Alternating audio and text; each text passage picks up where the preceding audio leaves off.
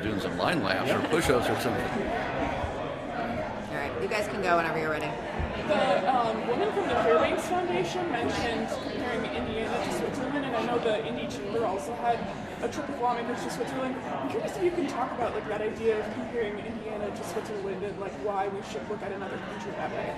Well, I think it's just been proven, and Claire underscored the point that when there's a connection between a student and an opportunity, they're able to pursue and figure out at a very early age what they are passionate about, what they like doing. And Switzerland's got this down. And so we had a host of folks, not just from the city, but from the state as well, that made a journey to Switzerland to really dig deep into their apprenticeship pedigree and program that's been underway for decades. And it works. And so we want to do more of what works. And we have some examples of it. But I think the key to this recent trip was a number of business executives went on the trip as well. And they got to see how it could benefit them directly and immediately. So a lot of good things to come. I'm glad they went, and we'll work from a state perspective to help make those connections. I have a pipeline question. Yes. The secretary mentioned to us that minus a large water, a manufacturer needs a lot of water in the Leak District. That the IADC may not have an enduring interest in a water pipeline. Are there compelling reasons for the state government to have an enduring interest given the water issues that central Indiana has had and noted for the last several decades? Well, water is a utility that's regulated for growth, whether it be residential or commercial, and specifically to the LEAP district, not one, said this yesterday, not one drip or drop of water will be piped until we know what volume is needed, not just for that region, but for a greater region throughout Indiana. We're taking stock of our inventory, if you will, statewide. And so it would be premature and we would be unable to lock in certain businesses that will require up and beyond what we know we have. That's the whole point of the study. So premature to speculate until we know the volume that we have and project what we'll need out into the future. But we will continue to be very aggressive, as you just witnessed, in developing the state of the Indiana from border to border, east, west, and north, south, including the LEAP district. Right, but including the water needs of the central Indiana area, which has been documented for a long period of time. Yeah. I would believe that there would be adequate reason to take a look at a pipeline, whether or not LEAP existed or not, right? We need to take inventory and stock of the volume of water that we have access to. You're correct. And then project what we'll need 50 years out. That's what we're doing right now. You are correct. There is growth occurring in Boone County right now at a rate that puts us on a national map, residentially speaking, and business, from a business and residential perspective. That location is extremely attractive to the corporate world because it sits in between a capital city and a premier research and development university.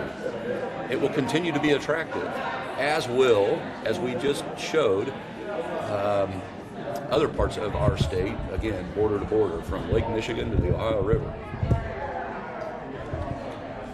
Watched that Pacers game last night? Got a little chippy at the end. I saw some clips of the chips. Perhaps a buddy rivalry between the Bucks and the Pacers? That's what talent will do, and I'm excited about it. The report from the CAC that came out last week about the LEAP district shed concern that the IEDC is not transparent enough. Can you comment on that? I would say any question that has to do with water should be directed to the IFA. Any question that has to do with economic development should be directed to the IEDC.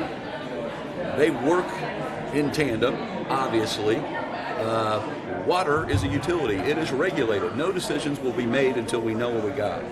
That is not to say that we're going to slow down from an IEDC perspective. You just saw there is momentum and there is hockey stick momentum.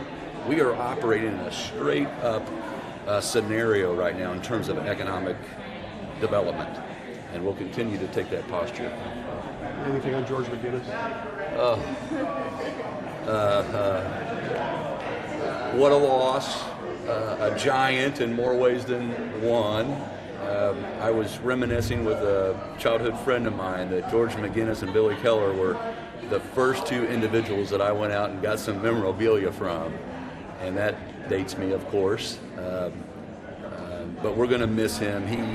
He also, in more ways than one, put Indiana on the map, not just for his skill level, but for his just being such a great human being. So we're going to miss him, but he gave us a lot more than we gave him. I'll tell you that.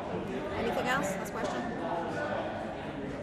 Sorry, I was jumping in. Open some more presents. Sounds good. Last week, members of Congress, especially like House Republicans, they voted for I believe it was a resolution that kind of said we don't want like EPA mandates tied to potentially boosting the sales of electric vehicles.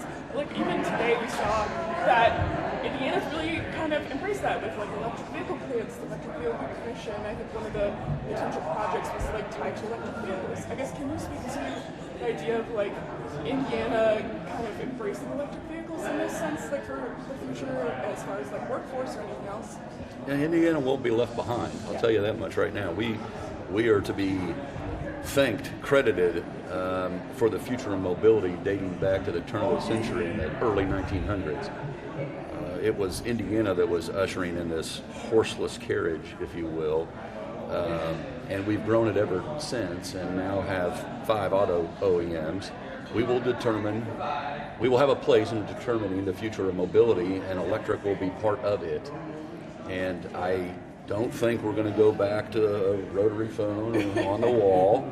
And I think that electric will continue to be an option, not just in Indiana, not just in America, but around the world. And we're going to be central to it. Thank you, guys. Thank you. Thank you all very much. you. Have a Merry great day. Christmas.